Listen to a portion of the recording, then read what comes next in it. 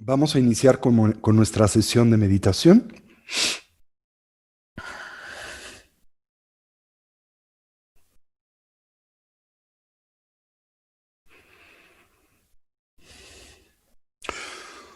Para la misma nos ponemos derechitos con nuestra espalda erguida y nuestra cabeza en equilibrio o balance.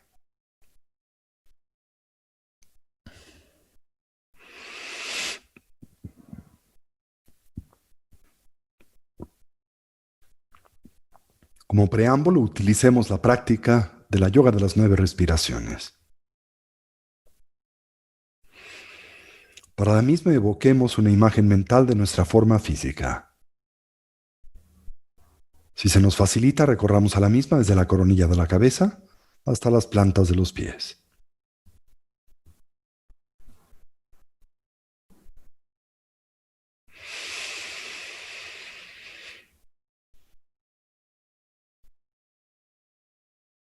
Imaginemos cómo ésta se transforma en una silueta luminosa y translúcida, ausente de sustancialidad, con la forma y en la postura de los 7 puntos del Buda Vairochana.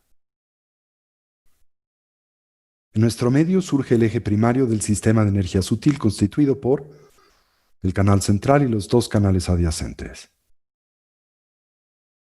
Al primero le concebimos como una espiga luminosa de color azul profundo, no más gruesa que el dedo meñique de la mano.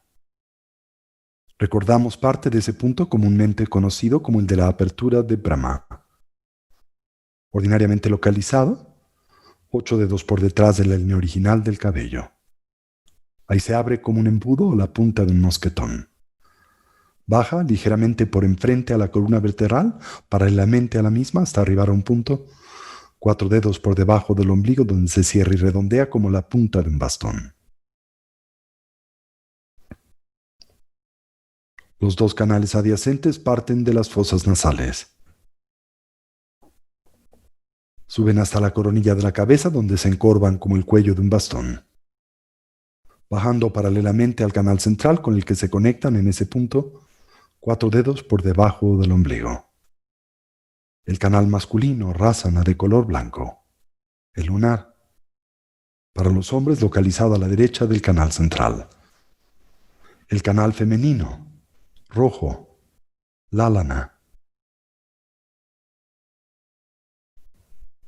Localizado para los hombres, a la izquierda del canal central. En el caso de las mujeres, en la posición inversa. Con ello en mente, ejecutamos la yoga de las 9 respiraciones. Acompañamos a la misma de la respiración, conocida como la del ánfora o la vasija. Al terminar el ciclo de la inhalación, sostenemos la respiración, volteamos la atención sobre de sí misma, señalamos e intentamos descansar en el estado mental emergente, menos dualista o libre de elaboración conceptual. Exhalamos fuertemente, liberando 30% del oxígeno retenido en los pulmones. Al terminar el ciclo de la exhalación y antes de inhalar, pausamos una vez más por un momento. También volteamos la atención sobre de sí misma e intentamos descansar en el estado mental emergente, libre de elaboración. Y en la última fase, ejecutamos el ejercicio conocido como el de el Bumpa Chen, la gran vasija. Sosteniendo la respiración con la postura del ánfora. Giramos el estómago 6 veces en el sentido de las manecillas del reloj, 6 veces en el sentido contrario. Sabemos así mezclamos los vientos kármicos con el viento de sabiduría en el canal central. Exhalamos fuertemente y repetimos el proceso 3 veces. Con el dedo pulgar presionamos la primera falange del dedo medio, el dedo anular, perdón. Cerramos en el puño de Vajra, los dedos índices ligeramente proyectados hacia adelante. Y con ello presionamos los diferentes puntos de acupresión que acompañan a este ejercicio.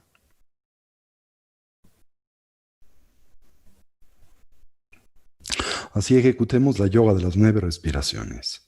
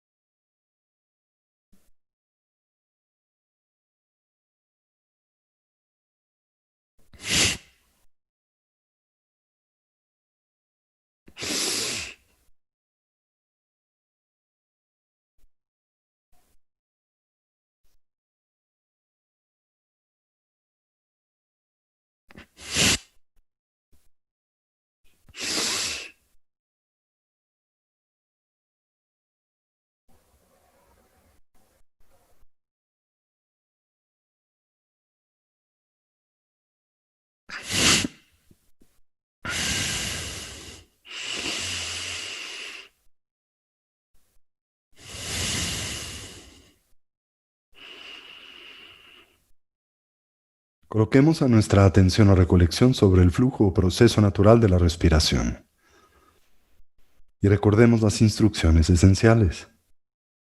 Para este ejercicio, cualquier idea, sensación o estímulo que en nosotros surja la observamos y liberamos. Consciente y lúcidamente intentamos dejarla pasar sin elaborar sobre de la misma. Con suavidad y naturalidad volvemos la atención o recolección sobre el flujo natural de la respiración. Simultáneamente atendemos a la esfera de las sensaciones táctiles, en especial aquellas naturalmente asociadas a la respiración, comenzando por la relajación. Recorremos a nuestro cuerpo desde la coronilla de la cabeza hasta las plantas de los pies. Y ahí donde hallemos o identifiquemos cualquier elemento o rastro de ansiedad y tensión, lo relajamos. Si se nos facilita y como un medio hábil a inhalar, imaginamos en nosotros penetra luz y claridad. Concebimos cómo la misma se vierte sobre de esos puntos de tensión y ansiedad. Al hacerlo, los ilumina, distiende y relaja. Al exhalar, imaginamos esa tensión nos abandona. Lo hace, como vapor de agua que espontánea y naturalmente se diluye o desvanece en el vacío. Mantenemos a nuestra recolección o presencia mental firmemente asida sobre el objeto de concentración, el respirar, mientras cultivamos una actitud de atención introspectiva, dirigida hacia la emergencia de los diferentes obstáculos que sabemos dificultan, obstruyen y así obnubilan a la práctica, sobre los que aplicamos sus respectivos antídotos. De experimentar extremidad nos concentramos en la exhalación, y así la sensación gradual o progresiva de tranquilidad y relajación que le acompaña.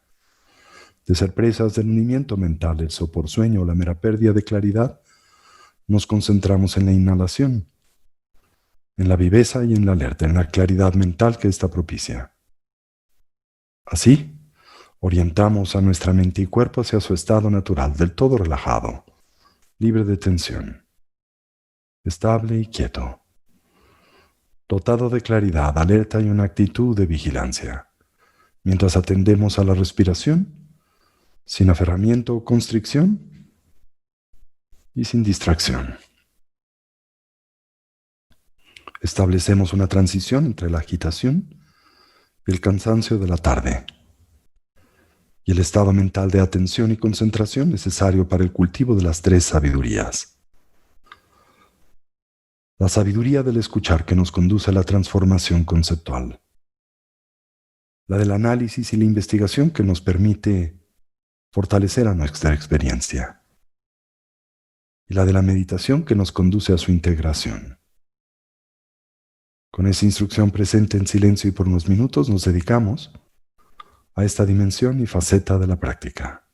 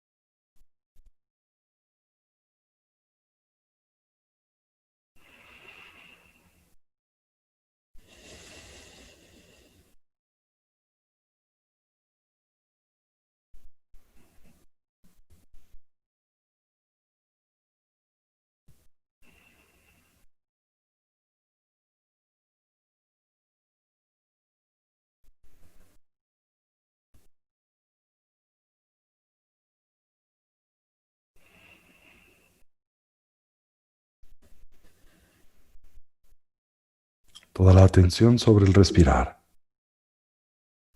Cualquier idea, cualquier sensación o estímulo, la observamos y liberamos. La dejamos pasar sin elaborar sobre de la misma. Con suavidad y naturalidad volvemos la atención o recolección sobre el flujo natural de la respiración.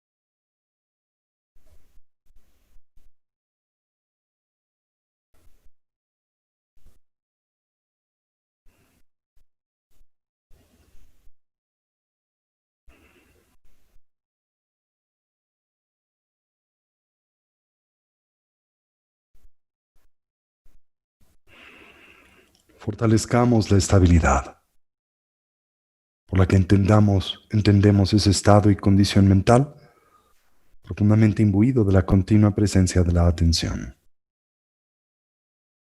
Para ello observemos la expansión y contracción del diafragma y del abdomen, la natural relación presente entre ese movimiento y el de la respiración. A inhalar observemos si el ciclo es largo o es corto, si es profundo o superficial, haciendo lo mismo con la exhalación, mientras simultáneamente atendemos la mera sensación de contacto de nuestro cuerpo con su asiento. Una vez más, de experimentar extremediación, diálogo interior, nos concentramos en exhalación y de ser presas del hundimiento mental, el sopor o el sueño, en la inhalación.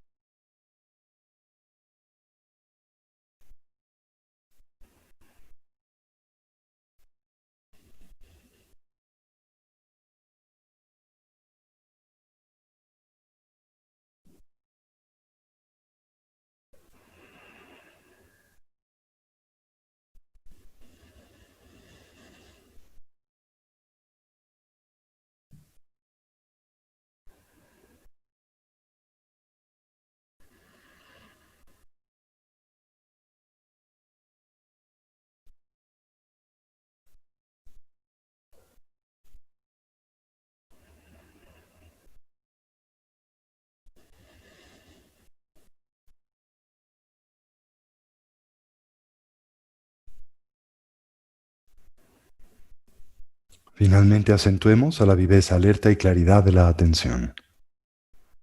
Para ello observemos el ingreso y salida del aliento por la punta de las narices o el labio superior.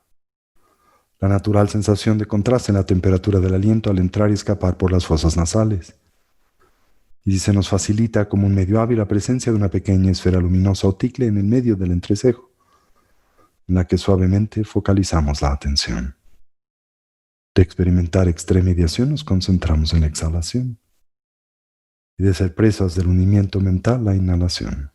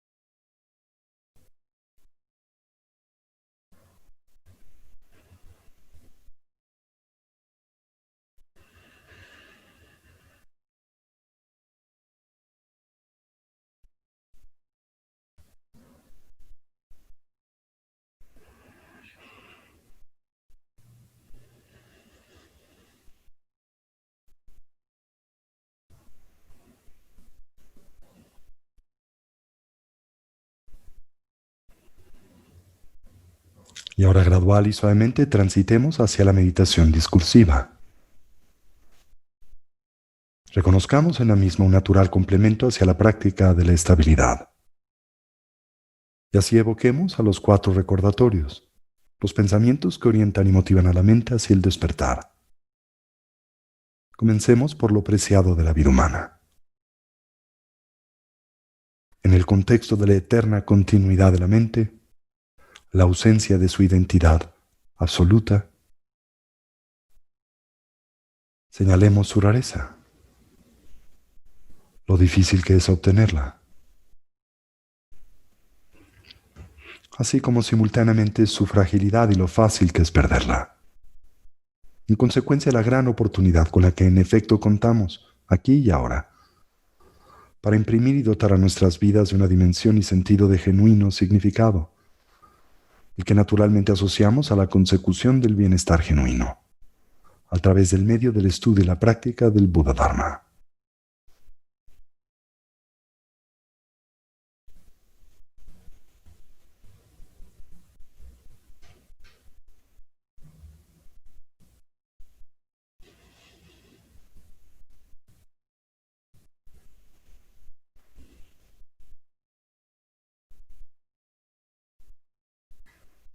Atendamos a la muerte y la impermanencia. Como todo cambia y se transforma, momento a momento, instante a instante, y como en realidad nada y nadie duran para siempre. En especial, señalemos a nuestra propia condición mortal, y como la única variable del todo certera y segura en la vida es la de nuestra propia mortandad, y que desconocemos el cómo y el cuándo es que este evento acontezca.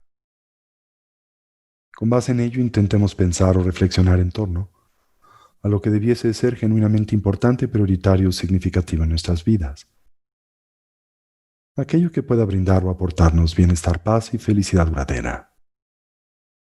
Contrastemos a la misma con la de su impostor, el mero placer hedónico, el sensorialmente condicionado, por naturaleza, temporal y relativo, y así por lo que concierne a nuestra meta ulterior finalmente inconsecuente.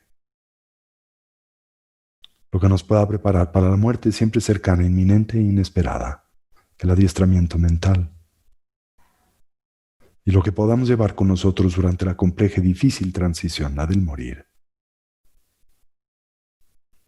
Las impresiones, hábitos y tendencias que hemos depositado en el flujo, la continuidad de la conciencia, así como su eterna continuidad.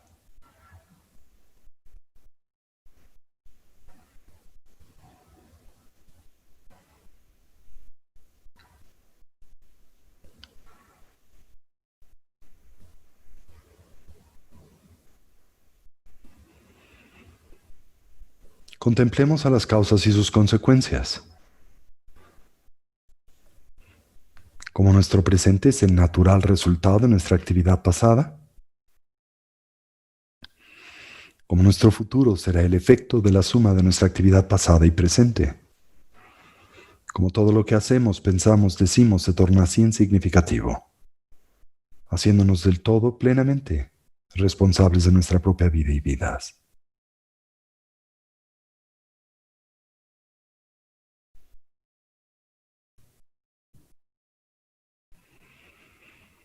Finalmente, evidenciemos las limitaciones propias de la existencia cíclica de la vida condicionada por la matriz de la ignorancia, el apego y la aversión.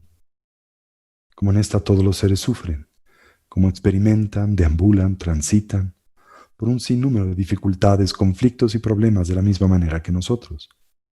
¿Podemos empatizar con estos?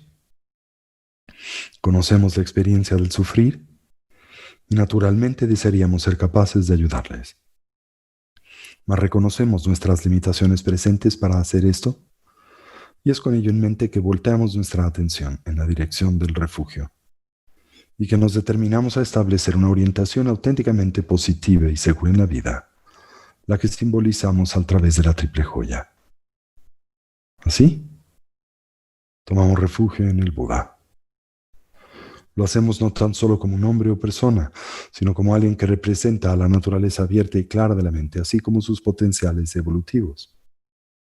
Tomamos refugio en el Dharma. Lo hacemos como un compromiso para integrar y poner en práctica las instrucciones de vida, desarrollo y cultivo que el Buda nos dio o aportó.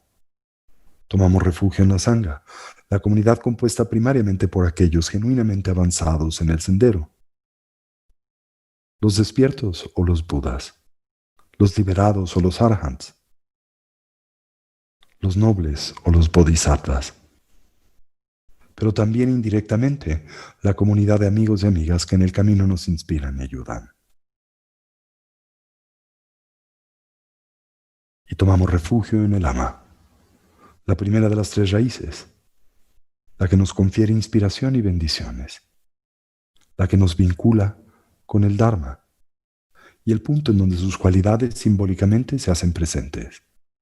Y así afirmamos la Mala, Kyabsun Chio, Sanjela, Kyabsun Chio, Chula, Kyabsun Chio, Gendunna, Kyabsun Chio, La Mala, Kyabsun Chio, Sanjela, Kyabsun Chio, Chula, Kyabsun Chio, Gendunna, Kyabsun Chio. Asentamos nuestra intención, que es siempre la de escuchar con atención y concentración.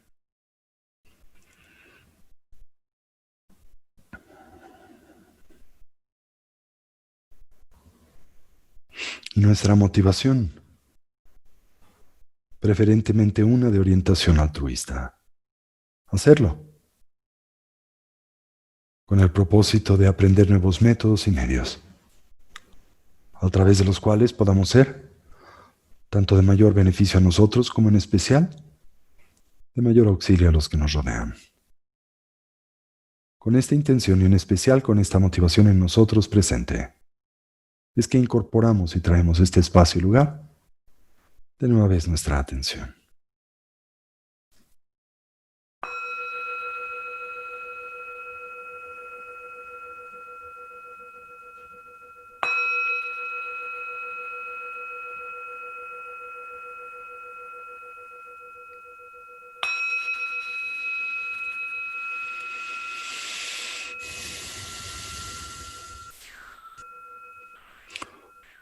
Muy bien, chicos. Si gustan, podemos empezar con una breve sesión de preguntas y respuestas, preferentemente vinculada al tópico que presentamos la semana pasada. Así que Román, quien coordina esta sesión, aquellos que tengan levantada su mano digital, les dará voz.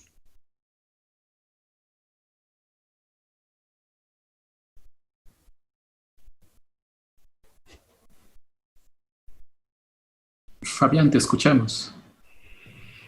Buenas tardes, Tony. Tengo un par de preguntas. Este ejercicio que mencionas de la recolección de la respiración, finalmente tiene un objetivo, ¿no? Que es pacificar la mente. Pero esto, ¿cómo sé yo, como practicante, que esto realmente está teniendo efecto? ¿Cómo puedo, cuál es el parámetro de medición para mí para saber que esto es correcto, ¿no? Claro. Y además de esto, hay algo que recurrentemente mencionas, que dices que finalmente este proceso ayuda a ver las cosas como son, ¿no? Pero, Okay. pues aquí la pregunta es, ¿cómo son las cosas, no? O qué es lo que tengo que ver, o cómo tengo que percibir, o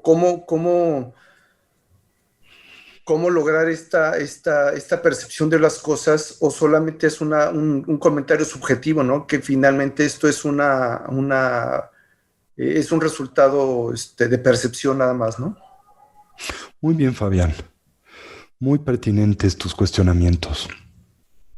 El primero, ¿cómo sabemos que progresamos en el sendero del samadhi, particularmente en la primera dimensión del mismo, la de el shamatha, esto es el cultivo de la concentración unipuntual o de la atención sostenida, prolongada y voluntaria? En esencia, al observar la presencia y continuidad de los diferentes venenos y obstáculos que comúnmente afectan o influencian la coherencia y continuidad de atención.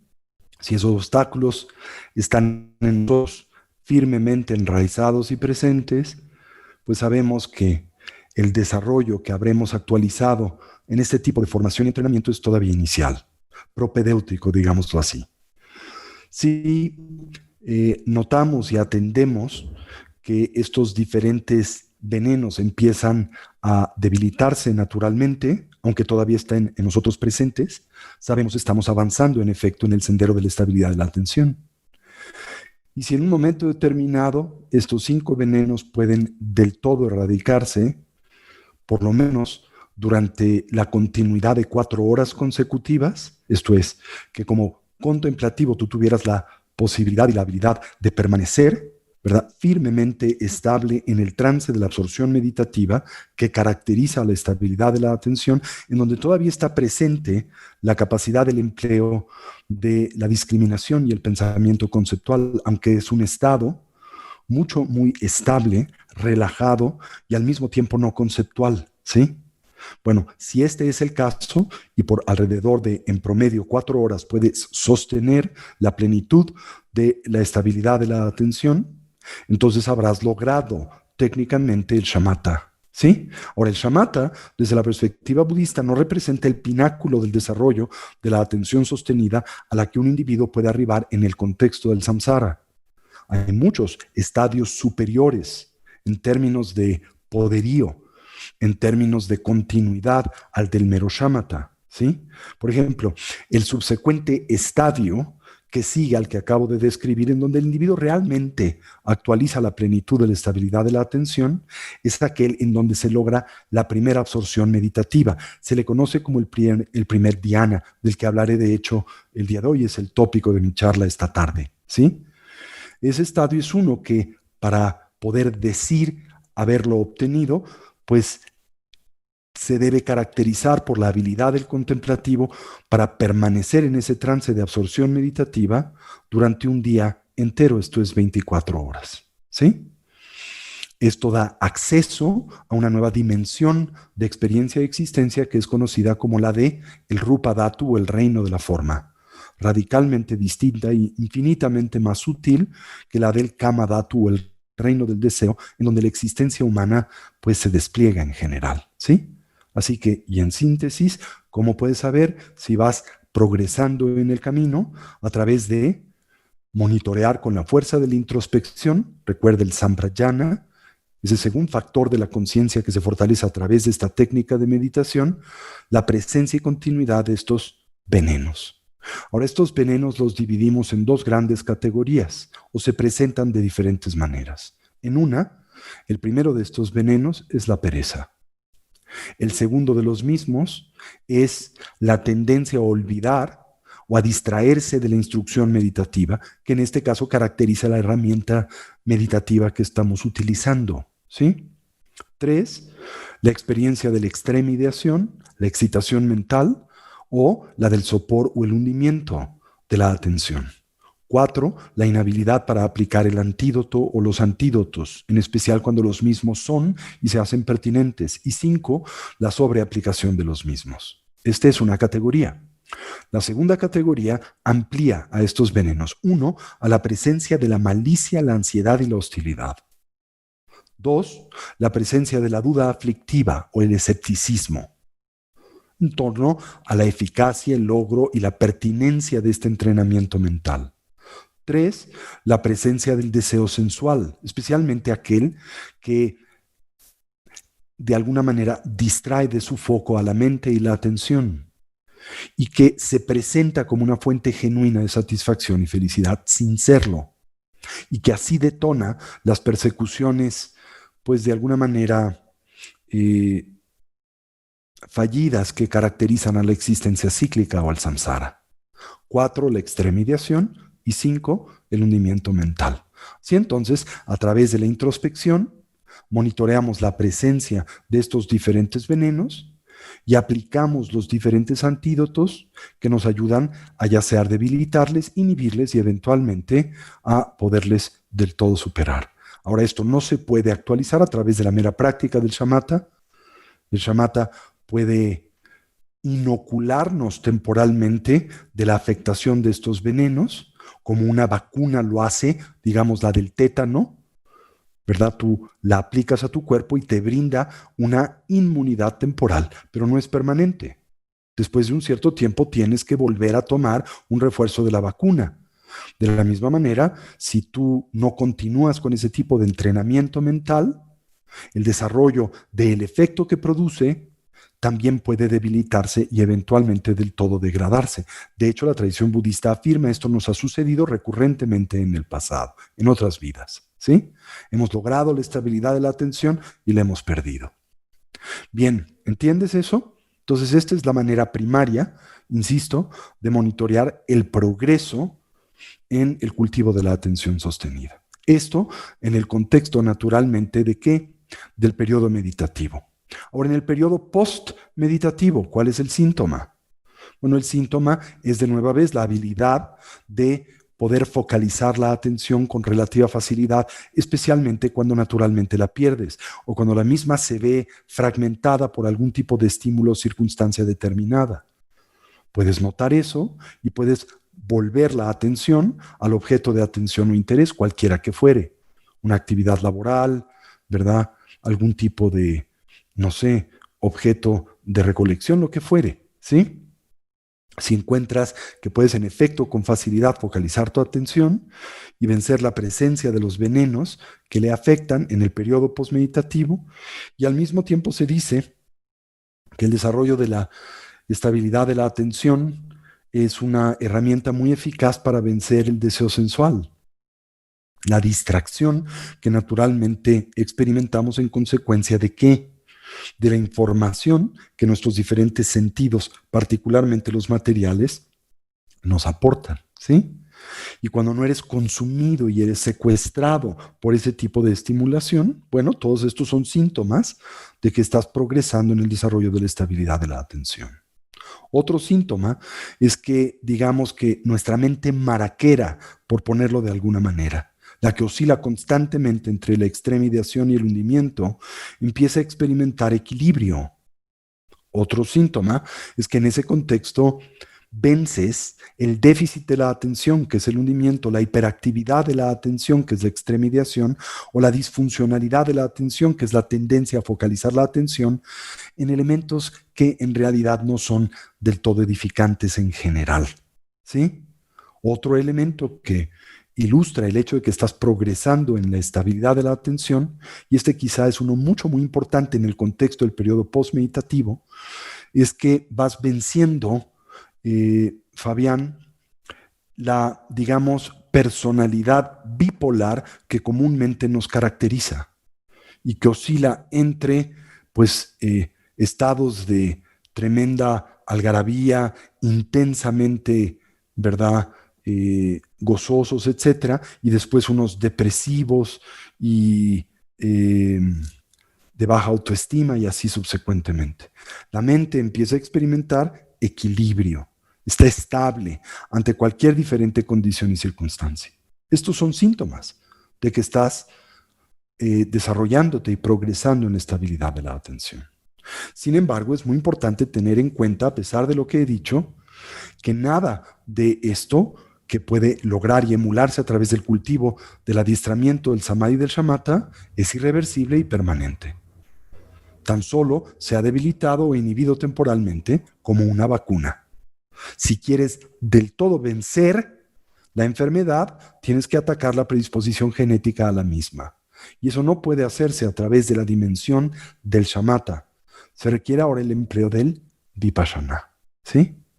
Que en esencia tiene, por diferencia al shamatha, una vocación analítica, de exploración. ¿Hasta aquí me sigues? Bien, ahora, la segunda parte de tu cuestionamiento está muy vinculada a todo lo que he dicho. Cuando dices, bueno, hablabas acerca del cómo uno de los objetivos primarios del shamatha es ver las cosas como son. No, no precisamente.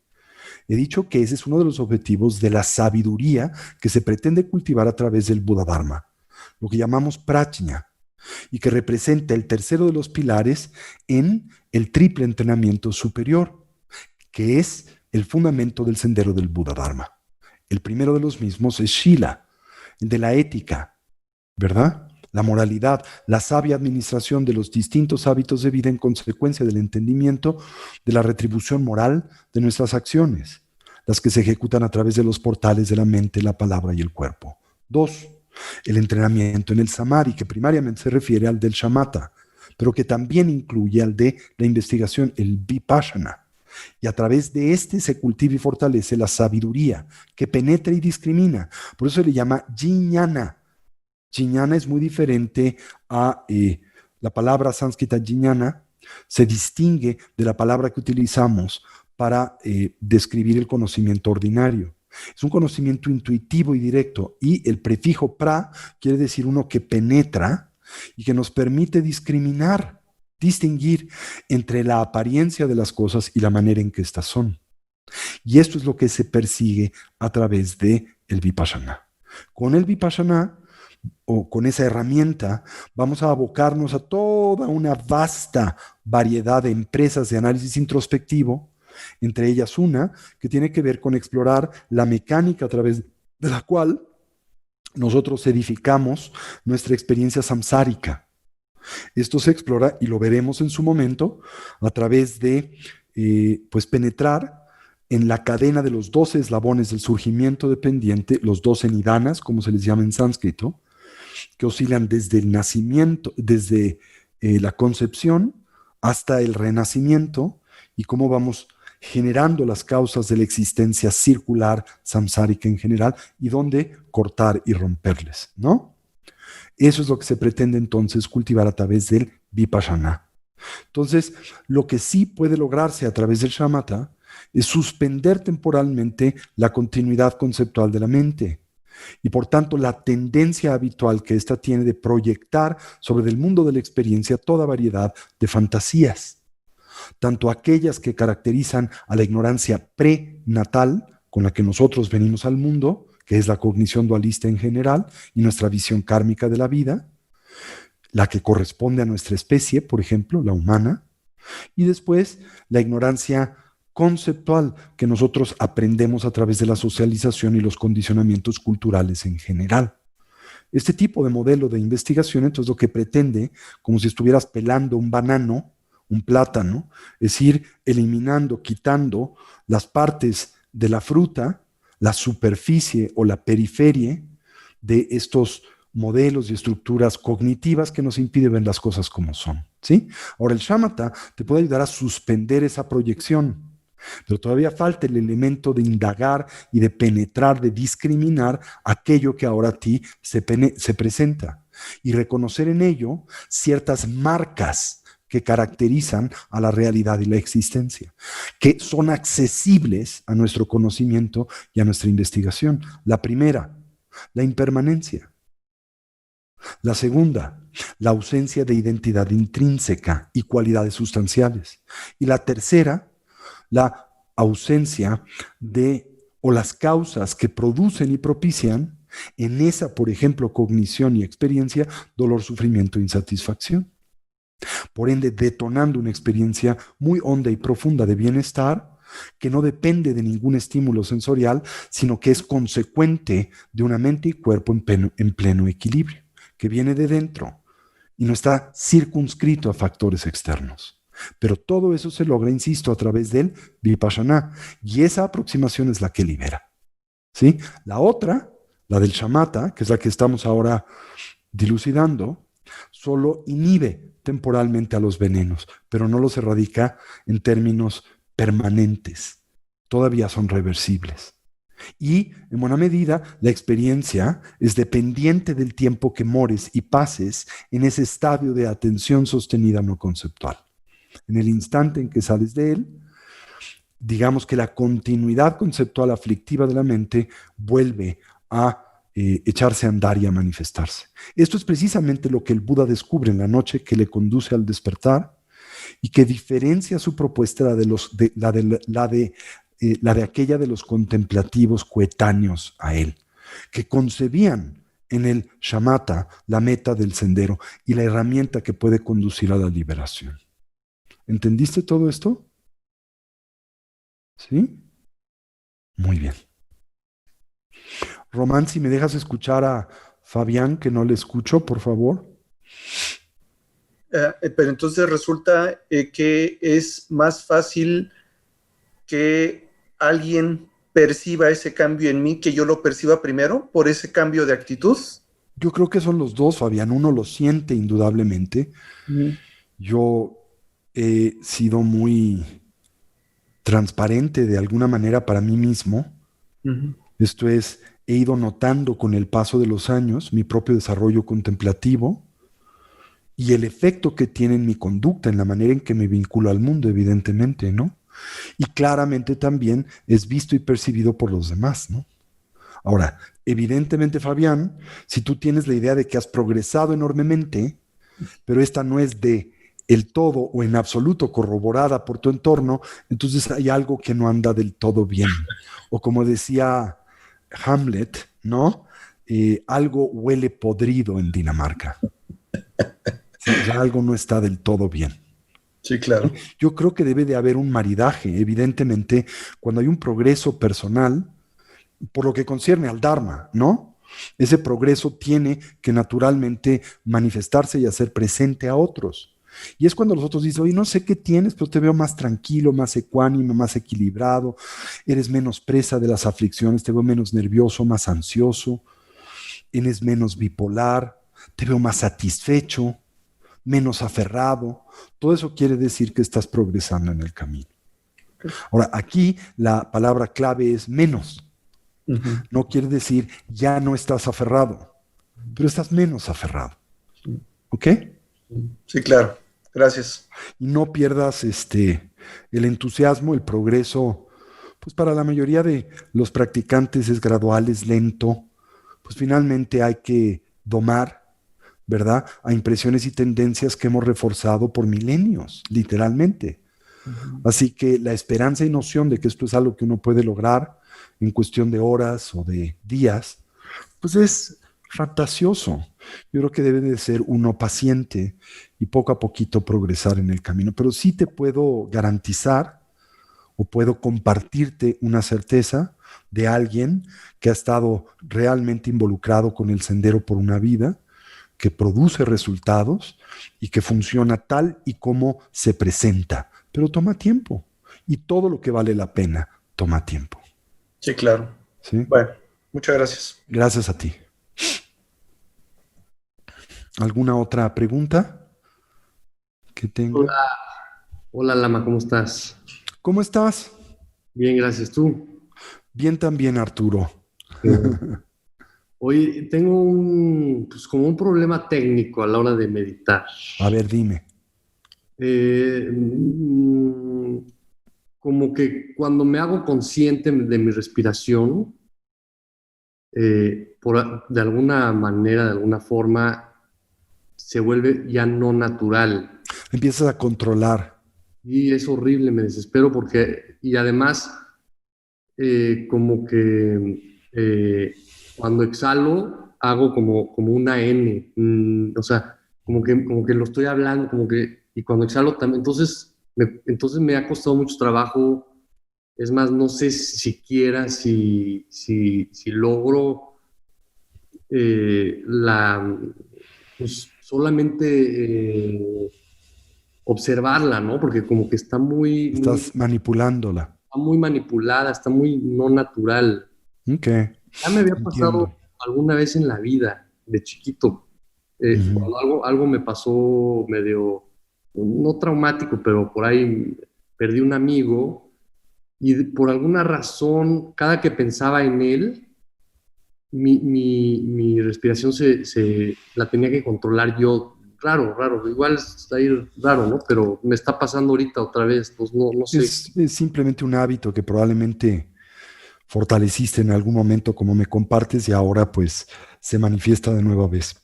Sí. Bueno, hay varias cosas que puedes hacer. Voy a ir dándote alternativas y la idea es que tú las explores, ¿ok? La primera es la tradicional.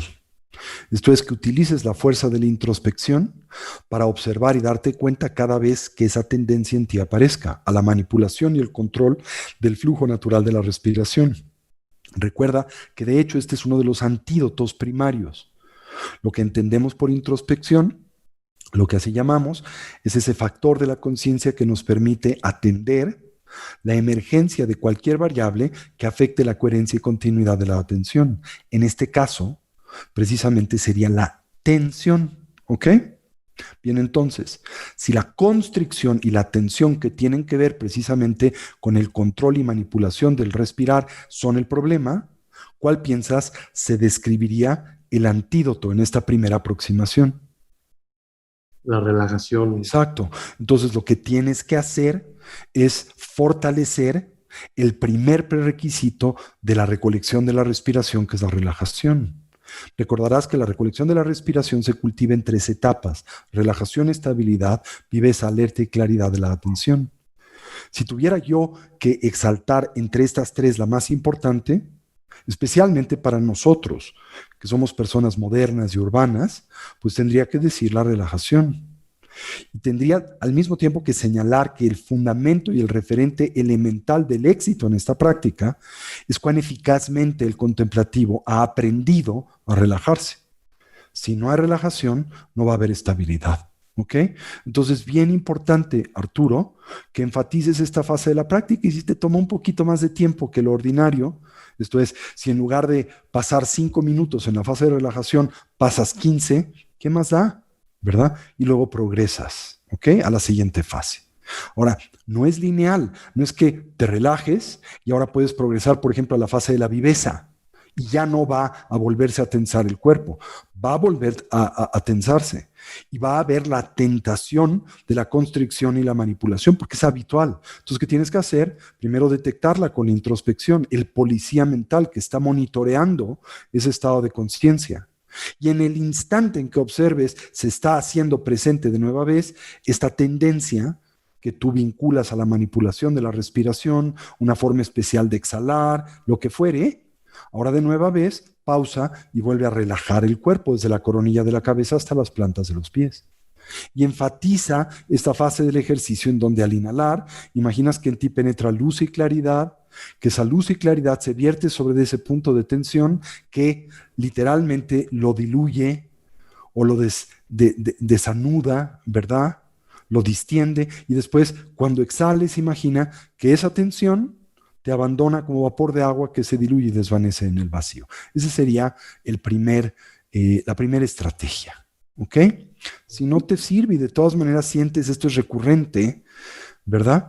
Entonces, una segunda alternativa que te recomendaría es la de concentrar tu atención durante el ejercicio en, por un lado, el área umbilical, si sientes hundimiento, y en el entrecejo, en el entrecejo si sientes hundimiento, y en el área umbilical si sientes extrema ideación.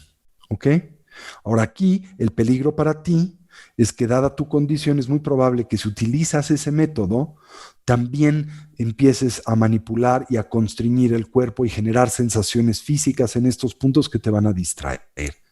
Así que quizá te recomendaría una tercera alternativa también. Y esa tercera alternativa es cuando detectes la presencia de esa tensión y manipulación, te concentres durante el ejercicio solo en la exhalación y la sensación de relajación que le acompaña. Ok. ¿Ok? Entonces intenta esas 3 alternativas por ahora. Ok. Y como decimos en Casa Tibet, consulta a tu lama. ¿Ok? Va viendo cómo vas progresando y de nueva vez me preguntas. Va. Muchas gracias, Tony. Dale un mes, ¿ok? Vale. A estas alternativas o 2 o 3 semanitas y me vuelves a preguntar y vemos si no han funcionado, elaboramos otra estrategia. Va. Porque quizá necesitas otra técnica, ¿ok? Hay muchas, pero comencemos por esta. Buenísimo. Gracias, Tony. A ti, muchas gracias. Una última, chicos y chicas. Bueno, Muy bien, te escucho. buenas tardes, Lama. Buenas tardes. Yo tengo una duda que me pasa cuando estoy meditando. Ujú. Quisiera saber si usted me podría decir si puede uno saber la diferencia entre si es una proyección mental, es una distracción o saber si hay alguna persona realmente ahí. O sea, ¿tienes Porque como una experiencia visionaria o qué? cuando Una. estuvimos en el retiro de Avalokiteshvara, como que empecé a ver seres. Entonces, nomás le estoy diciendo, me estoy poniendo nerviosa porque no, bueno, aparte que me da vergüenza preguntarle, pero como que me saca de onda, no sé qué hacer o qué práctica hacer o qué se hace. Mira, la realidad es que es muy difícil de decir, como puede tratarse de una experiencia genuina, también puede ser producto de la fantasía mental, ¿no? Que en este caso se ve dominada por la extremideación. Es una manera en que el hábito de la excitación toma control de tu persona a través de producir distractivos, que en este caso son fantasías, que parecen tener referentes sensoriales. ¿Me doy a entender? Sí. Ahora, es muy difícil. Yo no puedo unilateralmente decirte si se trata de uno o el otro de los escenarios. Tendría que estar dentro de tus pies o tendría que tener cierta habilidad paranormal para poder leer tu pensamiento y ver tu estructura cognitiva que no tengo, ¿sí? Pero vamos a atacarla desde dos diferentes perspectivas, ¿no? Primero, desde la perspectiva de la práctica de la meditación formal, la experiencia es un distractivo, sea genuina o no genuina, ¿sí? Es un poco como si estás practicando en casa, ¿verdad? Imagina que pretendes fortalecer una aproximación como es la del samadhi del shamatha, y pues un miembro de tu familia entra y sale o está en la casa, pues ¿qué debes de hacer? Pues en realidad no debes de hacer nada, nada más no dejarte distraer, ¿no? No es Sí. importante si es un ser querido o no es querido, no es importante el color de la ropa que traiga, no es importante si lo has visto o no lo has visto en mucho tiempo. Aquí lo importante es que mientras estás sujeta al entrenamiento mental, esa es la prioridad y simplemente no atiendes el distractivo. Ya después, cuando termines tu sesión, pues puedes atenderle y hacer lo que tengas que hacer, ¿sí? Bueno, de la misma manera, cuando estás inmersa en la práctica del samadhi, cualquier apariencia es una distracción. Obsérvala, libérala como tal, como un distractivo, no la alimentes y vuelve tu atención o tu recolección sobre el objeto de meditación, el flujo natural de la respiración. ¿Ok? Sí. ¿Entendiste eso? Ahora, Sí. desde la perspectiva, digamos, ontológica del entorno, el reino del ser, si en efecto esas entidades, porque nosotros estamos en realidad rodeados de diferentes dimensiones de existencia que se traslapan con la nuestra. Y en ese contexto hay a nuestro alrededor, en nuestro mismo espacio, diferentes dimensiones. ¿Cómo explicártelo? Es como un radio, ¿sí? Tú puedes tener un radio frente de ti en el mismo lugar y posición, sin que se mueva. Y este radio puede manifestar o puede emitir varias frecuencias, puede acceder a varias frecuencias y emitir varios tipos de programación radial. Todas están ahí presentes simultáneamente al radio y dependiendo a dónde es que el radio se sintoniza, es la que manifiesta. Entonces, hay personas que nacen con la habilidad de atender a otras dimensiones de experiencia y en ese contexto pueden percibir otros seres. Por ejemplo, desde pequeño, esta es una, pues también experiencia que me acompaña, ¿no? Okay. Bueno, de nueva vez, si este es el caso, en el contexto de la práctica de meditación que haces, igual, nada, sí, ahí está, ¿verdad? Es un distractivo, lo libero, vuelvo mi atención al objeto de meditación, ¿no? En Sí. casos extremos, si es una fuerza intrusiva, le dirías, como le dirías a alguien que entra a tu cuarto y te perturba cuando estás haciendo algo, no te puedo atender en este momento, por favor, dame un segundo, termino mi práctica y te atiendo. Y después, si se trata de una colección de presencias que recurrentemente sientes presentes, pues una práctica como la del Tonglen, el tomar y el dar, puede ser muy eficaz para ayudarles y que pues no sientan la necesidad de estar pues molestando o presente cerca de ti. Eso es lo que yo te recomendaría. Ok, muchas gracias. ¿Le puedo hacer otra pregunta? Sí, dime, por favor. Cuando estoy meditando también me empiezan a dar como dolores en el cuerpo y no sé si también sea una distracción. Eso todavía es la mecánica de la mente discursiva. La mente discursiva es muy canija y utiliza toda variedad de diferentes, digamos, estrategias para disrumpir y para fragmentar la atención. Una entre estas es la sensorial física. Te da comezón, te da dolor aquí, te da dolor allá. ¿Qué haces? De nueva vez, como le recomendaba a Arturo, refuerzas la relajación. ¿Ok? Ok. Y claro, evidentemente, si estás sentado en una postura que te lastima, pues tampoco se trata de meditar en el dolor de tus rodillas. Si eventualmente esa postura te es del todo incómoda, pues la recomendación es que tomes otra postura naturalmente. ¿Sí? ¿Se entiende Ok. eso? Sí, Pero muchas gracias. tampoco debe de ser el caso que estés cambiando de postura cada 5 minutos, porque eso tan solo fortalece esa distracción. Pues lo raro es que casi siempre es como por el chakra corazón que me duele. Entonces, no sé si se me está abriendo y por Ok, eso me si el duele. chakra del corazón te duele, o sea, sientes tensión en el pecho, ¿eso es? Sí, más como Ok, cargado al lado derecho. ok, eso quiere decir que te estás tensando en demasiado al meditar y estás intentando detonar la atención y la concentración a través de la constricción. No es consciente, por lo tanto no estás del todo atenta a ello, pero ¿cuál es el antídoto? Una vez más, la relajación. ¿Sí? Ok. Suelta la tensión que experimentas en esta área al exhalar. De nuevo vez imagina que sale como vapor de agua que se diluye y desvanece en el vacío. ¿Ok? Sí, muchas gracias. Muchas gracias a ti. Bien, pues muchas gracias por sus preguntas. Ojalá tuviéramos tiempo para más, pero así semana con semana atacamos algunas. ¿Ok? Bueno, volvamos al tópico que presentábamos la semana pasada. ¿Sí? Recordarán que estuvimos hablando acerca de la práctica, la importancia, la trascendencia del samadhi en el contexto del edificio contemplativo del Buda Dharma, el segundo de los 3 entrenamientos, el de la cercana aplicación de la atención. Y recordarán que íbamos a empezar a hablar acerca de el primer dhyana o jhana, la primera absorción meditativa a la que se arriba cuando el individuo ha actualizado la plenitud de la estabilidad de la atención. Esto también está vinculado, recordarán, al desarrollo de los 10 niveles que conducen al shamatha, como los presenta Kamalashila en el Bhavanakrama, en ese famoso texto de la tradición budista india, las etapas en el camino al despertar. ¿Sí?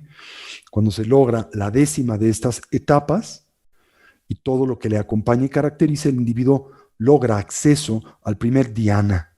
Y decíamos que desde la perspectiva de la tradición budista, ese nivel de funcionalidad mental en el que culmina el entrenamiento de la estabilidad de la atención o en la dimensión necesaria del cultivo de la estabilidad de la atención, nos aporta el grado de poderío y funcionalidad mental necesario para poder dedicarnos y reorientarnos ahora a la práctica del vipassana con absoluto éxito y eficacia. ¿Sí? Recuerden que esa pregunta nos planteamos hasta qué punto se tiene que desarrollar la estabilidad de la atención y la funcionalidad de la concentración para poder abordar y al mismo tiempo con garantía tener éxito en la aplicación de la práctica del vipassana. Bueno, se dice que precisamente hasta el logro del acceso al primer dhyana o la primera absorción meditativa. Ahora, esto quiere decir que ustedes no pueden llevar a cabo prácticas de vipassana si no han llegado a este punto extremadamente refinado de la atención sostenida. No, solo quiere decir que cuando se arriba a esa dimensión de funcionalidad de la atención y la concentración, la aplicación del vipassana es excepcionalmente eficaz y transformadora. ¿Sí? Es un poco como decir, no sé, qué nivel de proeficiencia tienes que tener para poder correr las 500 millas de Indianápolis. ¿Sí? Ahora, para poder correr las 500 millas de Indianápolis, ustedes saben que hay una serie de pruebas y de contiendas a las que se tienen que sujetar los pilotos de este tipo de coches, ¿verdad? Para poder calificar y entrar en ese selecto grupo de pilotos que tienen la proeficiencia para una prueba de la envergadura de las 500 millas de Indianápolis. ¿Sí? Ahora, si se preguntan, ¿eso quiere decir que requiero de ese nivel de proficiencia para poder conducir un automóvil? No, evidentemente no. Puedes conducir un automóvil, ¿verdad? En un nivel muy primario de, ¿verdad? Formación vehicular o automovilística, pero es solo cuando tienes esta habilidad excepcional que puedes correr las 500 millas de Indianápolis. Entonces, requieres de este nivel de poderío y funcionalidad del shamatha, la primera absorción meditativa o el primer dhyana, para que al aplicar el vipassana este sea liberador y te permita literalmente deconstruir las aflicciones mentales y emocionales de forma irreversible. Si no has arribado a esa dimensión del dhyana, puedes disminuir la intensidad de esas aflicciones o inhibirlas, pero no las vas a poder eliminar del todo. Ahora, ¿esto es valioso? Por supuesto que es valioso. ¿Es la meta del camino? No, pero es un peldaño en el camino. ¿Se entiende esa idea? Bien. Déjenme apagar una luz porque creo que ahora estoy experimentando con unas luces que me pidieron utilizar a el comité de grabaciones y siento muy intensa la luz y me quema un poquito en términos de cómo me ven. Así que voy a apagarla y ver si todavía tenemos buena visibilidad. Discúlpenme un segundito.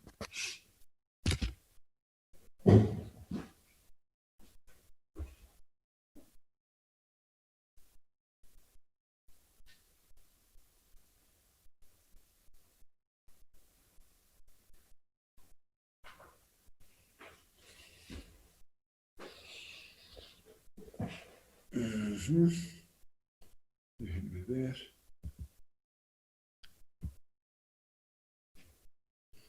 Ok.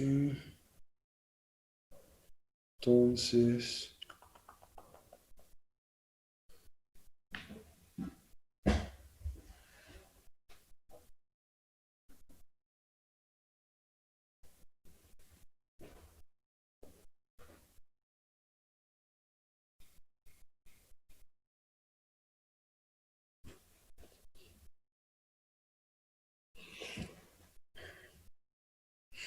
No.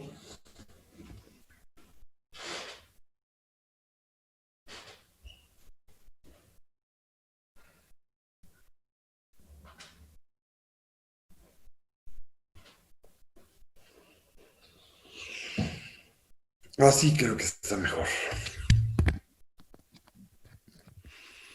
Perdone, creo que así está mejor, no estoy tan iluminado, en el mal sentido de la palabra. Bueno, entonces hablemos hoy un poquito acerca de lo que la tradición budista comprende por dhyana, la primera absorción meditativa a la que conduce la estabilidad de la atención. ¿Les parece? Les presento algunas ideas y espero vayamos generando entendimiento.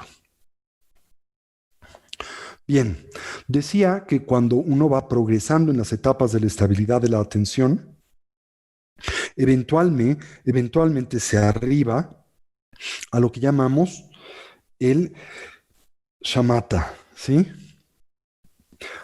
Describimos este entrenamiento como el del shamatha, pero no se confundan, hay una diferencia entre el entrenamiento en el shamatha y el logro del shamatha, ¿sí?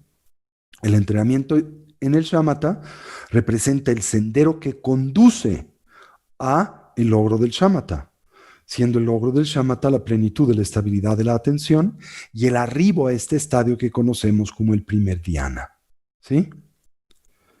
En el mismo se logran muchos, digamos, progresos importantísimos en la proeficiencia y funcionalidad de la mente y del cuerpo.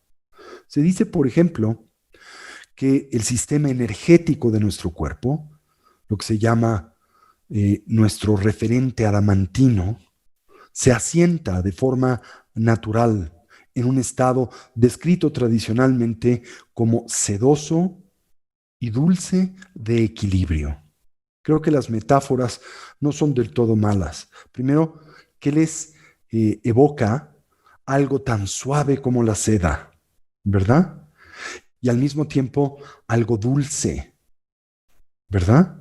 Bueno, esto es un medio que empleamos para describir ese estado de equilibrio del sistema de energía al que naturalmente se arriba cuando se ha actualizado esta dimensión, pues en buena medida muy avanzada, muy profunda de la estabilidad de la atención. La mente se torna profundamente calma, se asienta en un equilibrio descrito como de ambrosía. Un equilibrio de ambrosía quiere decir no solo un equilibrio inerte, sino que viene acompañado de una sensación muy profunda de bienestar interno, de paz interior, que al mismo tiempo se describe como muy refinada, y el término que se emplea para la misma es sublime. ¿Sí? Se dice que cuando esto en el individuo se hace presente, es un síntoma del hecho de que nos aproximamos a la primera absorción o al primer trance de la absorción meditativa del reino de la forma, el primer dhyana, D-H-Y-A-N-A, o como se le llama en Pali, jhana, J-H-A-N-A, ¿sí? En este se dice nuestra habilidad para poder pensar con claridad, ¿sí? Nuestra capacidad para poder continuar ejerciendo el pensamiento analítico sigue accesible para nosotros. Esto es bien importante, chicos, chicas, porque cuando se va progresando precisamente en el sendero del samadhi y del shamatha, especialmente como se plantea dentro de las tradiciones no budistas, eventualmente esta habilidad, la del análisis, la de la capacidad analítica, se va atrofiando y se pierde, dada la intensidad, ¿verdad?, del trance extático de absorción meditativa en el que el individuo penetra, que al mismo tiempo acompaña a estos ascendentes estados de absorción meditativa. Mientras más profundos, más absortivos. Y mientras más absortivos, más intrometidos o inhabilitantes precisamente de la habilidad analítica. Y sin la presencia de esta habilidad analítica, la práctica del vipassana se imposibilita y con esto la liberación se hace inviable, ¿sí? Por eso se dice que solo se requiere el logro del primer dhyana o dhyana. No se requiere progresar más en el sendero de la estabilidad de la atención, porque el peligro radica en precisamente acceder a estos trances de absorción meditativa en donde la capacidad analítica se atrofia o simplemente se inhabilita en consecuencia de la vocación no conceptual de esos trances de absorción meditativa. Entonces, en el primer dhyana, lo que sí sucede es que el individuo gana una increíble, poderosa claridad y capacidad de penetración mental. A manera de metáfora, porque no es que ustedes hayan logrado el primer dhyana, pero deben de haber experimentado algunos momentos en su vida en donde sienten, como a menudo yo digo, que el chocho les funciona muy bien, que su mente hila perfectamente, que tiene una gran capacidad de abstracción, que no se siente amodorrada, que no se siente cansada, que está en extremo lúcida y atenta y al mismo tiempo experimenta una sensación de bienestar interior. Bueno, es eso, pero no en ese grado o nivel, sino evidentemente uno infinitamente superior.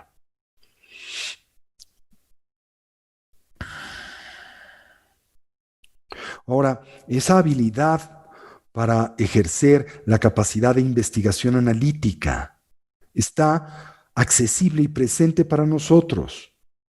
Si deseamos llevar a cabo cualquier tarea o empresa de investigación, trátese de una muy grosa o burda o de una muy sutil. Es como un cirujano, digámoslo así, ¿no?, que cuenta con una variedad de diferentes herramientas en mano, desde, por ejemplo, aquellas muy burdas que se utilizan para cortar un hueso como una especie de serrucho, ¿sí?, hasta un escalpelo muy, muy finito y extremadamente filoso que utilizaríamos para disectar algún tipo de vena, ¿verdad?, muy pequeñita o muy diminuta. Nuestro equilibrio, el foco o la focalidad de la atención, simultáneamente la sensación de bienestar que el individuo experimenta, Le aporta ahora lo necesario para aventurarse y hacerlo con extraordinario poderío y eficacia a la práctica del Vipassana, que recordarán representa desde la perspectiva del Buda Dharma la razón ulterior por la que nos entrenamos y deseamos actualizar el logro del Samadhi del Shamatha. Acuérdense que en el contexto del Buda Dharma, el Samadhi del Shamatha no es una meta en sí misma. No practicamos para lograr la estabilidad de la atención. Buscamos la estabilidad de la atención para emplearla para algo superior, en extensión, en profundidad, en repercusión, que es el Samadhi del Vipassana. ¿Sí? Y al nosotros, digamos, suavizar la totalidad del compuesto mente-cuerpo, ¿sí? Todos los elementos de interdependencia que surgen en ese fenómeno que nosotros etiquetamos como el complejo mente-cuerpo.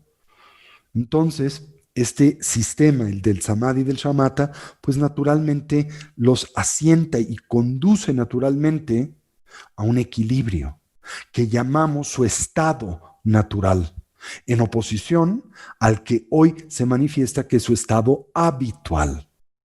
Es diferente el estado natural que el estado habitual. Ahora, hay una gran cantidad de confusión en torno a este primer dhyana, especialmente una confusión que se ha generado en los últimos 20 años y particularmente en Occidente en relación a los mismos, ¿sí? Y no es, pienso yo, el resultado de una especie de malicia, sino lo es simplemente de ignorancia, de confusión. Hay personas que simplemente escuchan, pues, hablar acerca de pedacitos de esta instrucción o de estas descripciones, o las leen en algún lado, ¿no? La descripción del primero de estos dhyanas o absorciones meditativas, el segundo, el tercero, el cuarto, y después simplemente reclaman, sí, no, yo he tenido uno de estos, o yo he transitado por uno de ellos, ¿sí? Y de alguna manera construyen equivocadamente ese entendimiento, o confunden el Dharma para que éste se ajuste a su propia experiencia, aunque sea muy limitada. Hay personas que inclusive llegan al punto de redefinir los conceptos clásicos del budismo en términos de su propia experiencia. Entonces dicen, el primer dhyana, la primera absorción meditativa, es lo que yo experimento en esta o en tal transición o nivel meditativo, o lo que fuere, ¿no? Entonces es crucial el que nosotros estudiemos, como lo estamos haciendo ahora, pues los recuentos autoritativos, dotados de autoridad, que a lo largo de 2.650 años de análisis introspectivo los científicos mentales han hecho de esos estadios profundos de proeficiencia de la atención y la concentración. ¿Cuáles son las causas que propician la absorción meditativa? La primera de las dimensiones de la absorción meditativa. ¿Cuál es su naturaleza? ¿Y cuáles son, por ejemplo, sus resultados? Y pues el panorama completo, la película completa, no va a aparecer naturalmente en el transcurso de un fin de semana, ¿no? Evidentemente. Y así las personas mal informadas piensan que el dhyana es algo que ellos pueden actualizar en un tiempo breve, como un par de días, y así lo presumen en ocasiones. He oído a personas que hacen un retiro de fin de semana y salen diciendo, mira, yo ya alcancé el primer dhyana. Después lo perdí, dicen, pero lo recuperé más tarde. Me parece algo así como si estuvieran describiendo el perder un calcetín o algo por el estilo, ¿no? Entonces, voy a utilizar el recuento que de este estadio hace Buddhaghosa. Buddhaghosa fue uno de los más grandes eruditos y contemplativos de la tradición budista clásica. Él vivió entre el siglo III y IV de la era moderna, ¿sí? Y fue el autor de muchos textos, entre ellos uno nodal, en la historia temprana de la filosofía budista y que opera como una especie de enciclopedia del pensamiento budista hasta ese entonces, 900 años en aquel entonces, de la continuidad del pensamiento budista. Se le llama el camino de la purificación, el Visuddhimagga en Pali, en la lengua en la que se le conservó, que es una lengua del centro de la India, en donde el canon del budismo temprano también se conservó. O, si lo quieren leer, en sánscrito se llama el Visuddhimarga, el camino de la purificación. ¿Sí? Entonces, Buddhaghosa no solo era un comentador y un erudito y académico extraordinariamente, digamos, confiable, ¿verdad? Pero también fue ¿cómo le llamaríamos? El cronista, ¿sí? De los primeros 900 años de la tradición budista. Los primeros 900 años después del parinirvana del Buda, ¿sí? Que, por cierto, representa el prime time, por decirlo de alguna manera, o una de las épocas de esplendor y florecimiento del Buddhadharma, especialmente en la tradición del budismo temprano, la tradición Theravadin, ¿sí? Que quiere decir la de los viejos y los antiguos. Fue una época excepcional, gloriosa, donde muchas personas lograron actualizar estadios muy avanzados en el sendero que conduce al despertar o la liberación, ¿verdad?, en sí misma. Todos los estados, por ejemplo, del Samadhi, aquellos que corresponden al reino de la forma, aquellos que corresponden al reino sin forma, los que conducen a la liberación de la existencia cíclica y así subsecuentemente.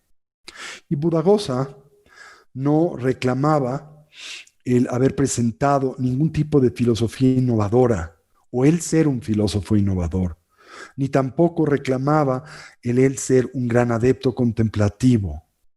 Pero precisamente usando como referente, empleando como señalamiento las enseñanzas del Buda, ¿sí?, de las que existían y se habían ya escrito una innumerable cantidad de comentarios, precisamente su opus magnum, El Camino de la Purificación, el Visuddhimagga, pues narra, a través de una descripción muy meticulosa, todas las prácticas, todas las vicisitudes, las tribulaciones y los logros de los grandes adeptos contemplativos de esta era de oro de la tradición budista, del Buddhadharma.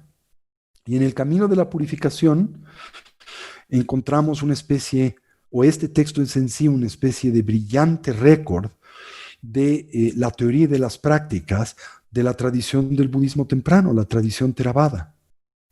Ahí se incluye, por ejemplo, un recuento muy atractivo de los innumerables logros de los yogis y de los arhats, los seres liberados de aquella era fundacional de la tradición. Y él reclama que cuando uno ha de hecho logrado acceder a la primera absorción meditativa o esta dimensión del samadhi, uno de los primeros síntomas es que ese estadio es uno que el contemplativo puede sostener sin fluctuación por la totalidad de una noche y de la totalidad de un día. De la misma manera que quizá un hombre muy sano puede permanecer parado durante toda una noche y todo un día, ¿sí?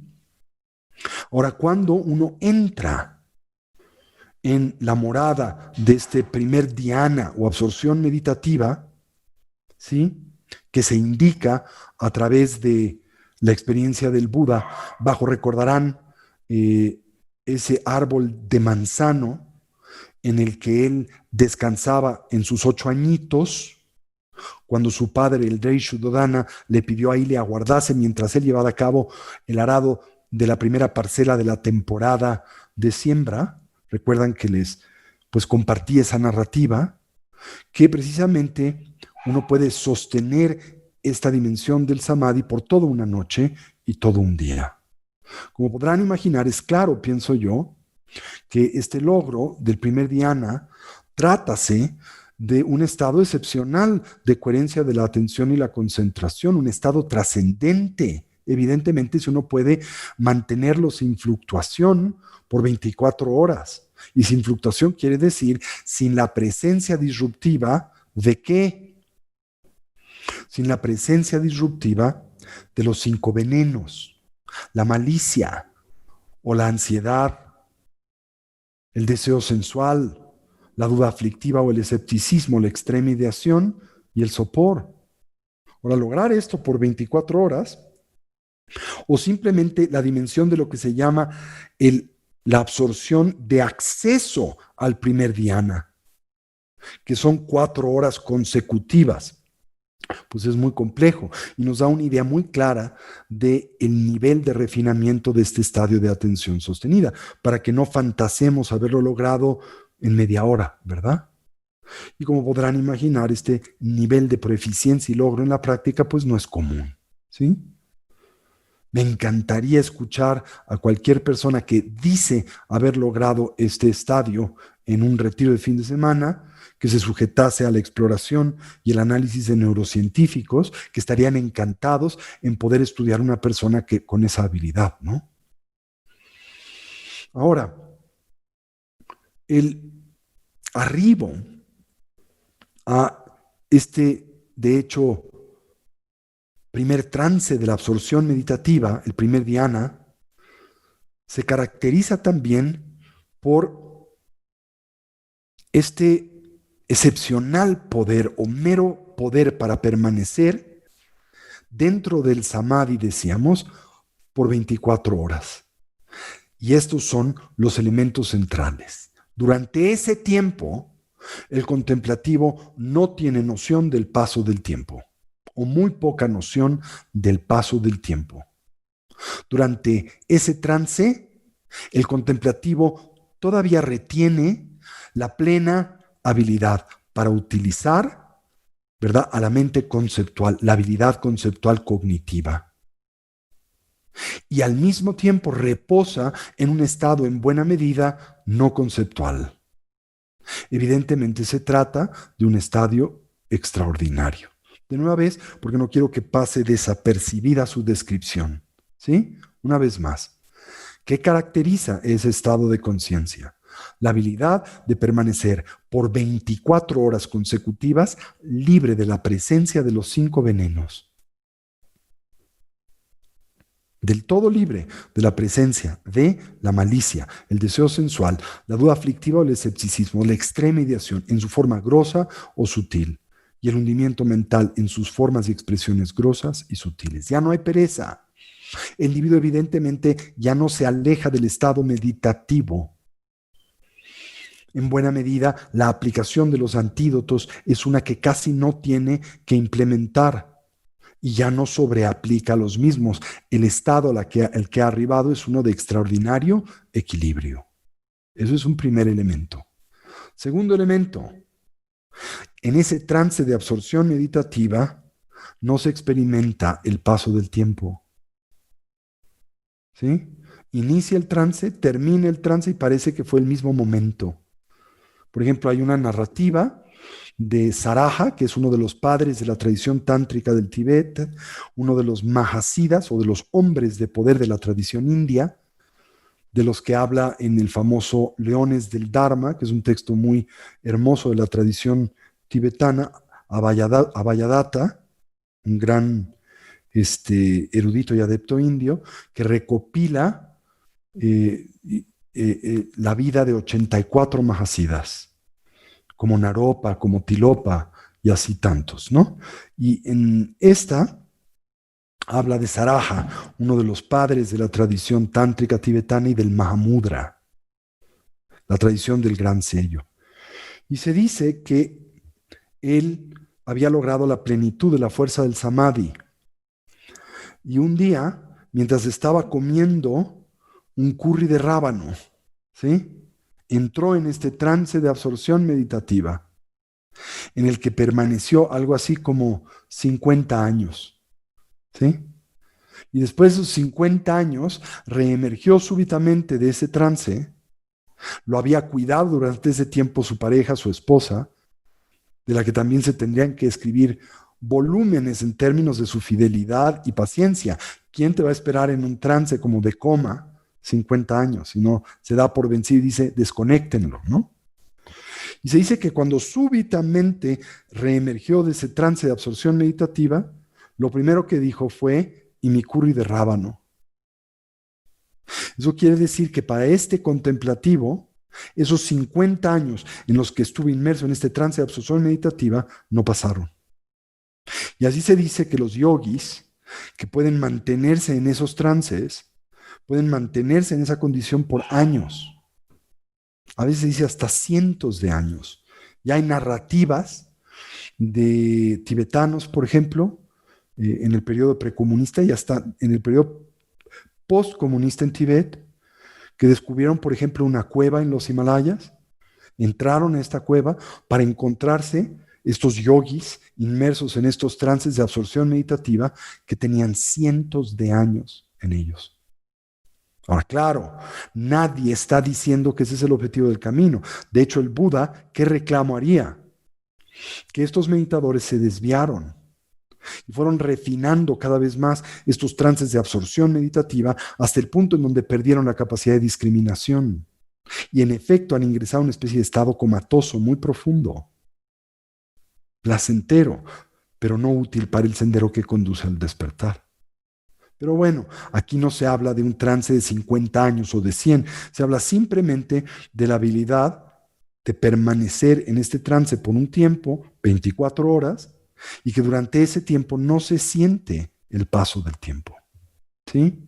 Al mismo tiempo, decía, el individuo dentro de ese trance todavía tiene pleno uso de su capacidad analítica y conceptual. No necesariamente la usa, pero tiene la capacidad de utilizarla. El estado de conciencia en el que se encuentra es en buena medida uno en donde hay un reposo de la continuidad conceptual. No hay diálogo interior. ¿Sí? Y trátase entonces, decía, de un estado extraordinario. ¿Sí? Un estado en donde temporalmente el contemplativo simultáneamente se experimenta libre de oscurecimientos. Ahora, insisto, el objetivo del entrenamiento contemplativo del Buddhadharma es ganar maratones de samadhi. No, ¿verdad? La primaria razón por la que se dice nosotros buscamos actualizar el primer dhyana o la primera absorción meditativa, ¿verdad? Es porque esta opera como una especie de fundación indispensable para la plena eficacia en la aplicación del vipassana, ¿sí? Esto es muy importante, insisto, de tener presente y de tener en mente, ¿no? Pero esto se logra en razón de qué? De que al arribar al primer dhyana, la continuidad de los oscurecimientos que comúnmente nos afectan, también llamados obstáculos o venenos, temporalmente se suspende.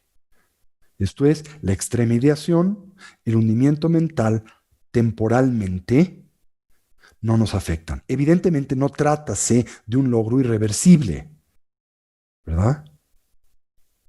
Pero en efecto nuestra mente ya no es dada o no tiene la tendencia a sufrir del desequilibrio mental que acompaña a la disrupción que en la conciencia ejercen los 5 oscurecimientos: el deseo sensual, la malicia, la lasitud, la excitación, la ansiedad, ¿sí?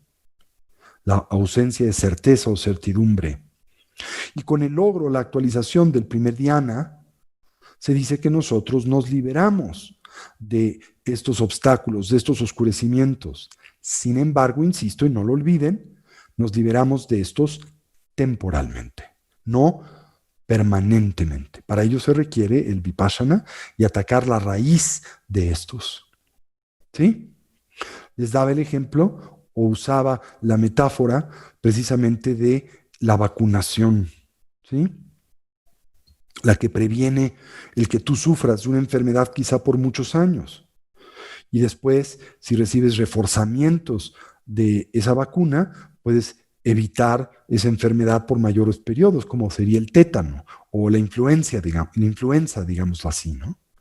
Sin embargo, nuestra inmunidad no es permanente. Y cuando el efecto de la vacuna pasa, podemos reinfectarnos, que es un poco el debate que se tiene todos estos días en torno a esta vacuna o vacunas que se están diseñando para el COVID, ¿sí?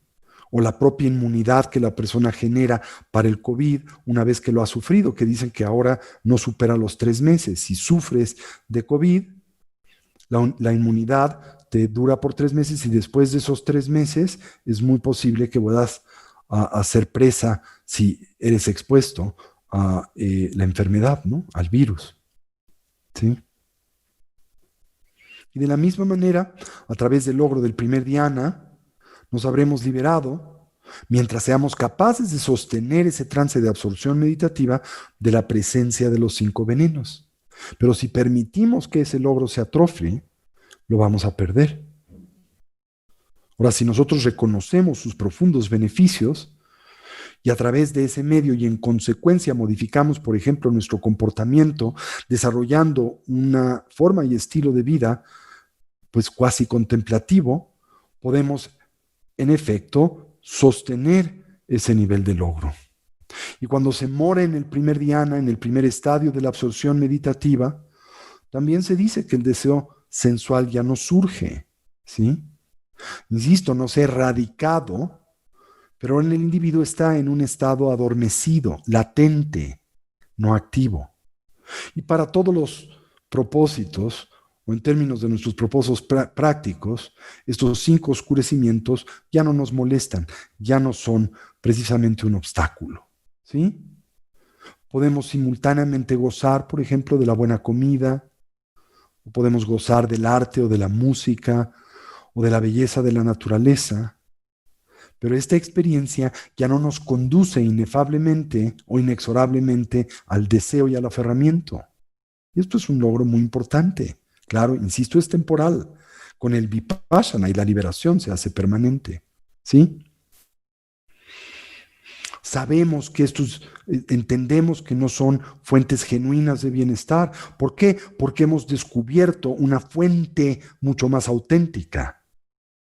Al asentar a la mente y al cuerpo en su estado natural y experimentar el gozo, la claridad y la no conceptualidad de ese estado, que no depende de ningún tipo de estímulo sensorial externo, pues reconocemos la superioridad de esta fuente de bienestar y su mayor estabilidad, ¿no?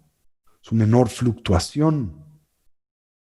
Ahora, esto no es algo a lo que se arriba por una especie de deducción inferida.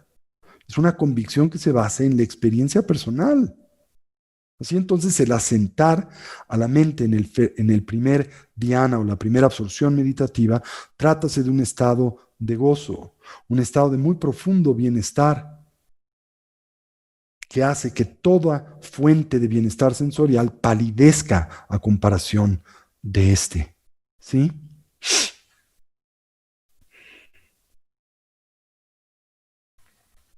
Bien. Tampoco se dice que el deseo sensual sigue molestándonos, ocurre. ¿Y esto qué efecto tiene en términos de la vida? Pues digamos, ¿cuál es el efecto del deseo sensual en nuestras vidas? Le resta tranquilidad, ¿no es cierto? Paz y equilibrio. Cuando estás dominado por el deseo, no descansas. Estás constantemente bombardeado y esclavizado por el mismo. También se dice, doma temporalmente la presencia de la malicia, de la animosidad, por tanto también del rencor. Evidentemente una persona dominada por esas aflicciones está muy distante de estos logros de una mente en equilibrio, ¿sí? Y cuando acontece esta malicia y esa animadversidad o animosidad, pues surgen comúnmente en alguien que ve sus deseos no satisfechos o que los ve amenazados o en él desaparecen, ¿verdad? También el letargo, la lasitud y la excitación, la ansiedad, la extrema ideación y el hundimiento mental, ¿sí? También se desaparecen de la escena de este tipo de excelente samadhi, ¿sí? Y finalmente, esa plaga, la de la duda aflictiva, la de la incertidumbre, simplemente desaparece. Estos son los resultados del morar de forma atenta y en equilibrio en el primer dhyana, en la primera absorción meditativa, ¿sí? A menudo también encuentro que muchos de nosotros, cuando yo comparto estas descripciones y esta dimensión del adiestramiento del Buddha Dharma, de la enseñanza del Dharma, que muchos de mis estudiantes a veces dicen, pues aunque yo tratara, probablemente nunca voy a poder lograr nada de esa naturaleza. Inclusive pueden cuestionarse si toman como referente sus limitaciones, la habilidad y los logros de otros, porque yo pienso nunca lo voy a lograr, simultáneamente afirma nadie lo ha logrado. Y por lo tanto, todas estas narrativas del budismo pues son fantasiosas, no las creo, son mitológicas, ¿sí? Ahora, lo único que yo les diría a ustedes es, si movidos por este tipo de mentalidad, ustedes no intentan, no tratan, no se esfuerzan en este sendero, nunca van a tener éxito. Eso es evidente. Sin embargo, hay valor en ese escepticismo energético y vibrante. No lo descalifico, ¿verdad? Que pone en duda y que nos obliga a tratar de examinar más profundamente, ¿sí? ¿Cómo podemos estar entonces seguros, por ejemplo, de que la muerte implica la absoluta, pues, cesación o la absoluta terminación de la conciencia individual? ¿Hubo continuidad de la vida antes de esta existencia? ¿Habrá continuidad de la vida después de la muerte? Evidentemente estas preguntas pues cuestionan las nociones que tenemos de la existencia misma, ¿no es cierto? Si no hay continuidad, entonces estamos atrapados tan solo en una cierta cantidad de décadas vitales, ¿verdad?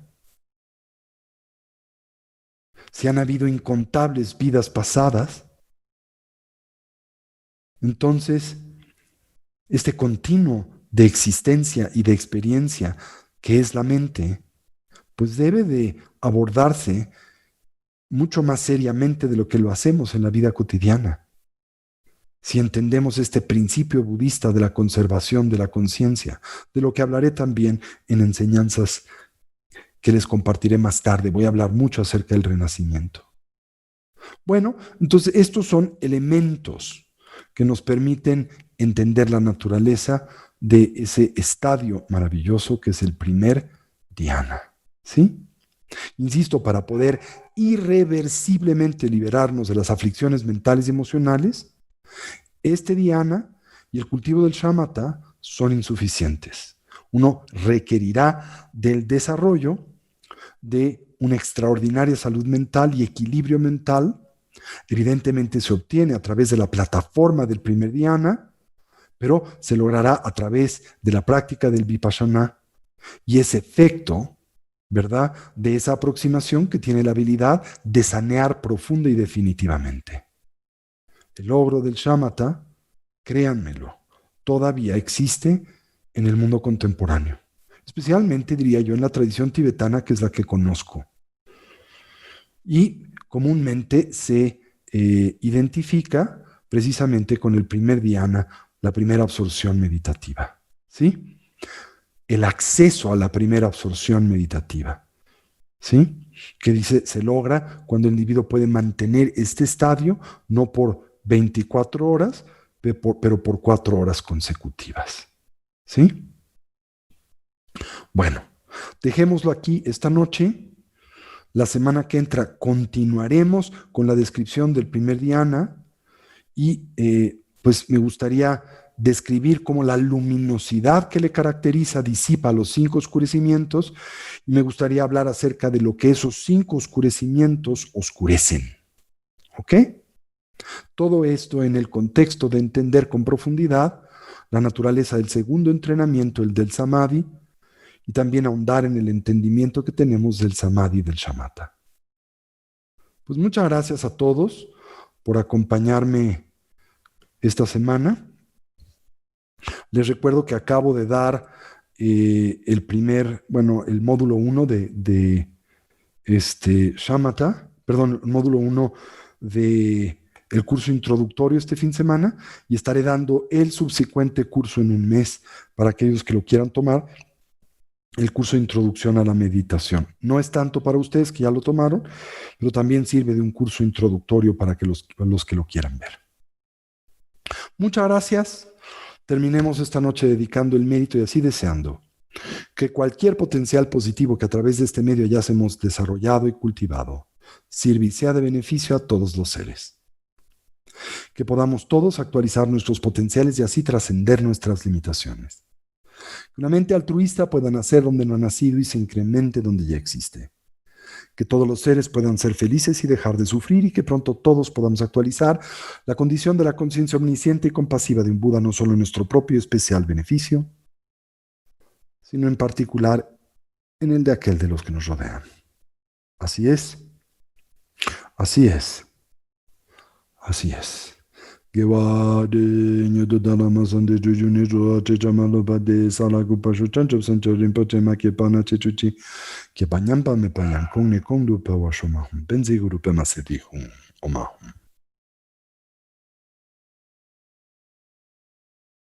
Muchas gracias. Que tengan buena noche, muy buena semana. Nos veremos el jueves en nuestro video chat y la semana que entra. Gracias a todos. Continúen practicando, por favor. Que estén bien.